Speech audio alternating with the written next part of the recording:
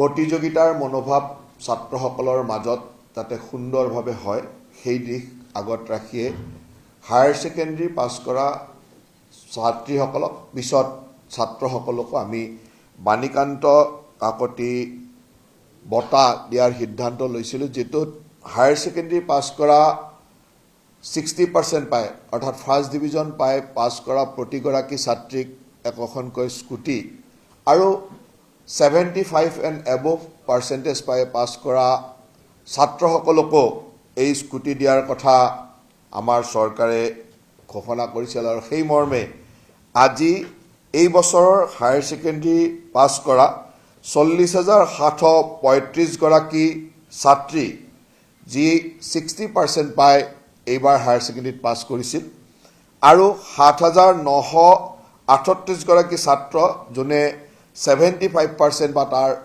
ওপৰত মাৰ্কছ পাই higher secondary পাছ কৰিছিল, তেখেতসকলক বাণীকান্ত কাকতি বঁটা দিয়াৰ কাৰণে টোটেল 48,673 গৰাকী ছাত্ৰ ছাত্ৰীক এই বঁটা দিয়াৰ কাৰণে বা স্কুটি দিয়াৰ কাৰণে আজিৰ কেবিনেটে অনুমোদন দিয়ে।